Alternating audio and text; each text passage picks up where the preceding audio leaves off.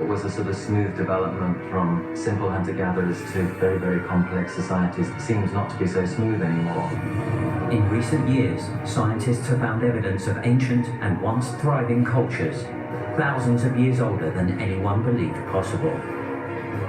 But something happened to them to make them disappear. And maybe it could happen again. The elements have taken a very heavy toll on people all over the world throughout history. This is the ultimate doom of humanity. Maybe we too are destined to be wiped from the face of the earth and become just another civilization lost.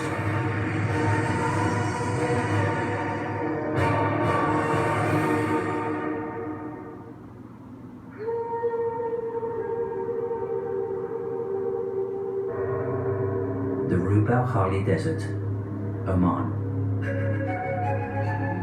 This forbidding and desolate terrain on the Arabian Peninsula has long been marked on maps as the empty quarter.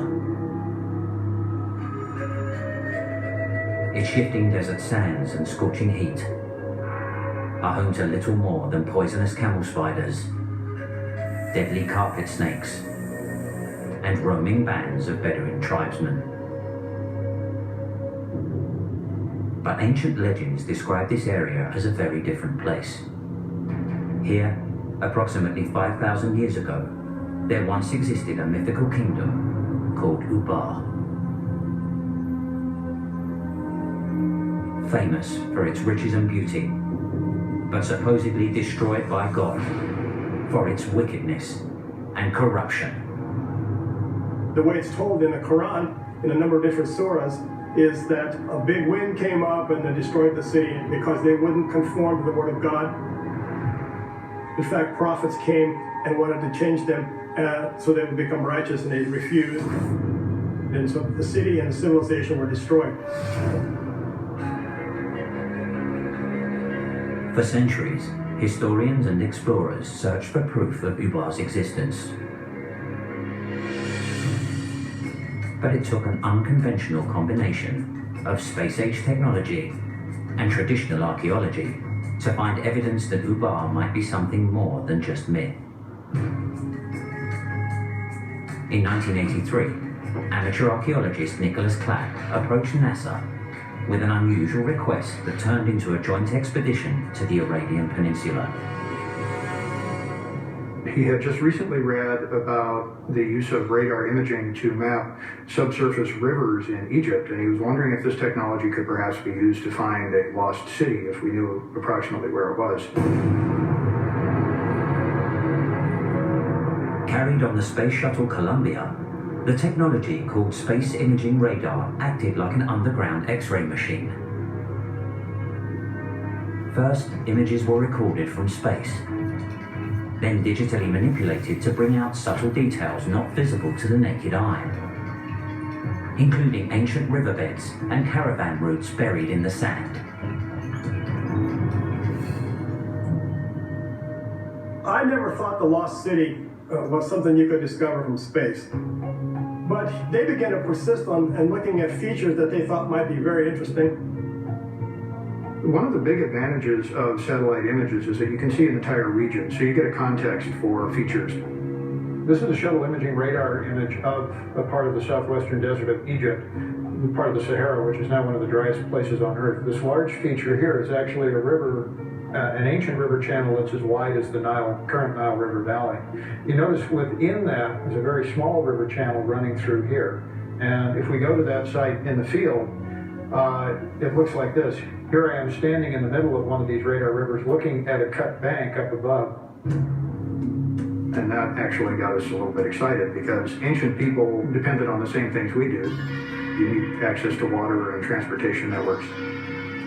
So we were able to see the relationship of these different features. And we did in fact see tracks in the area, so it was the jumping off point in the search for Ubar.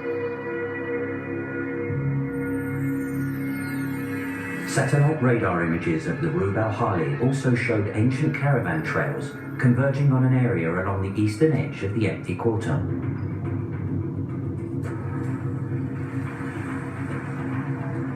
We were using what was then a new technology for ordinary folks, the GPS system. We used that in combination with the helicopter navigation to find the road that we had found on the satellite images and follow it out into the desert. And that was extremely exciting. We said, well, let's land in this area that has this huge kind of a hill, and then there's a water well below that, or a spring. We landed there, and they said, well, what do you think about this place? And I said, wow, look at this. You can actually see structures. So that fulfills the first part of what an ancient place is going to have, made of stone, walls and buildings and that kind of thing, and lots of pottery all over the place. We then identified a number of places that were clearly important even today, and one of those turned out to be the Ubar site. So you have to kind of envision hundreds and thousands of caravans with hundreds and thousands of camels and donkeys and so on, carrying goods and materials to and from the coast through this particular location of ancient Ubar. This was really a trading post for assembly of camel caravans to go across the desert.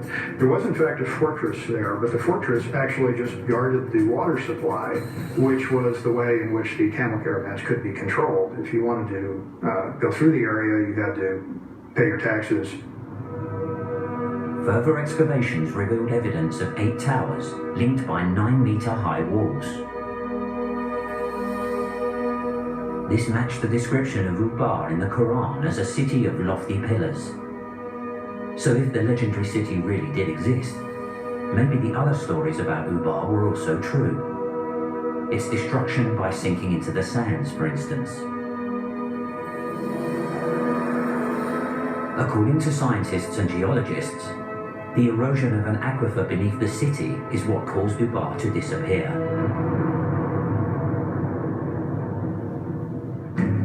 The archaeological evidence around the site seems to indicate that when the water supplies dwindled, the fortress collapsed into the sinkhole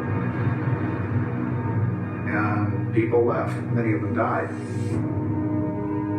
It was the same strange fate depicted in the ancient legends. It would seem a bizarre event really had wiped out an entire population, destroying all traces of a culture, a language, and a civilization. According to many archaeologists and historians, such a devastating consequence is not only possible, but all too probable.